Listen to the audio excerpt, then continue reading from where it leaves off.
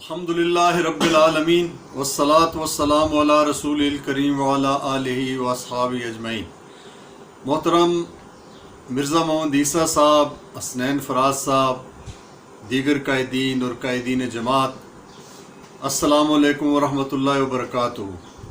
مجھے یہ جان کر بڑی خوشی ہوئی ہے کہ آج national labour federation Dera Ghazi Khan اور اس کا جنوبی پنجاب کا نظم ڈاکٹر سید وسیم اختر صاحب کی یاد میں ایک پروگرام کر رہا ہے۔ ڈاکٹر سید وسیم اختر صاحب جماعت اسلامی کے رہنما تھے، بہاولپور سے وہ کئی بار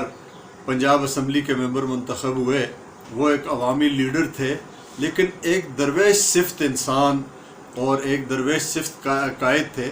ان کی ساری زندگی لوگوں کو ظلم سے نجات دلانے کے لیے، لوگوں کے حقوق کی جنگ لڑنے کے لیے گزری ہے، اور ان کا پورے پنجاب پر جو بہت بڑا احسان ہے، اور میں یہ سمجھتا ہوں کہ ان کا جب وہ اگلے جہاں میں منتقل ہوئے ہیں یہاں سے، ان کا جس شان سے استقبال ہوا ہوگا اس کی بنیاد پر کہ ان کا جو بل پنجاب اسمبلی میں قرآن کی تعلیم لازمی کرنے کا بل تھا وہ منظور ہوا، اور یہ ان کی بہت بڑی جدوجہد تھی، دین کے ساتھ ان کی بہت بڑی محبت اور تعلق اور یہ ساری چیزیں، اس کا فائدہ۔ لیکن ان کا جو پہلو تھا کہ انہوں نے ایک ساری زندگی ایک ڈاکٹر کی حیثیت سے، ایک مسیحی کی حیثیت سے بھی گزاری، لیکن ایک ایسے ماحول میں کہ جو جاگیرداروں اور وڈیروں کا ماحول تھا، ایک عام آدمی کی حیثیت سے، عام آدمی کی جو انہوں نے نمائندگی کی اور عام آدمی کو ظلم سے جو نجات دلائی اور ظالموں کے خلاف جو وہ کھڑے ہو گئے ایک پوری دلیری کے ساتھ۔ اور حقیقت یہ ہے کہ وہ محمد مصطفیٰ صلی اللہ علیہ وسلم کے سچے عاشق تھے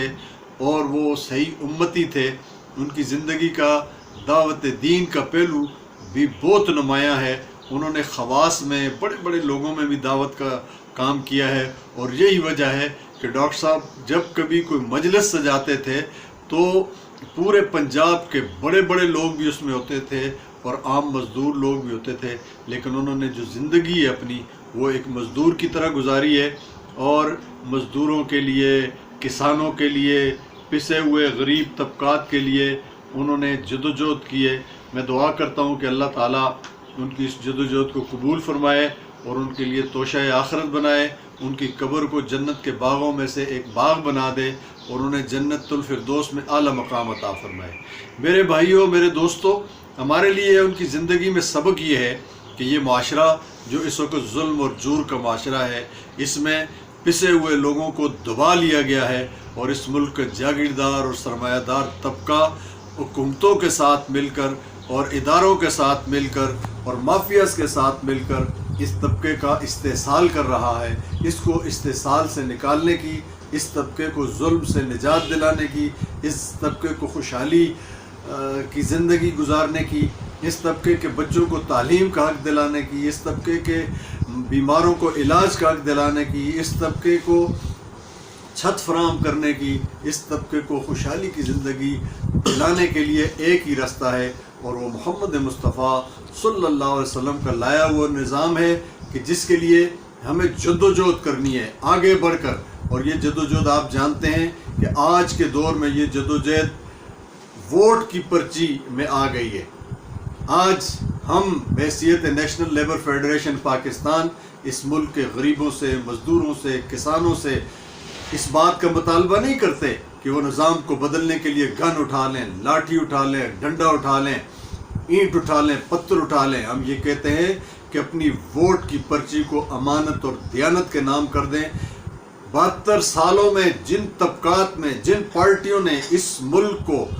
ظلم کا نظام دیا ہے، انگریزوں کے پروردگی کا نظام دیا ہے، ان کے خلاف اس ووٹ کو استعمال کریں اور امانت اور دیانت کے حق میں استعمال کریں۔ اس طرح اس ملک میں محمد مصطفیٰ صلی اللہ علیہ وسلم کی شریعت آ جائے گی، اور محمد مصطفیٰ صلی اللہ علیہ وسلم کی شریعت کے بول بالے سے امن ہوگا، عدل ہوگا، احسان ہوگا، بھائی چارہ ہوگا، اور روزگار ہوگا، خوشحالی ہوگی، اور ظلم کی تمام صورتیں مٹا دی جائیں گی۔ میں ایک بار پھر تمام منتظمین کا شکریہ ادا کرتے ہوئے آپ سے اجازت چاہتا ہوں، اور بہت شکریہ ادا کرتا ہوں آپ سب کا۔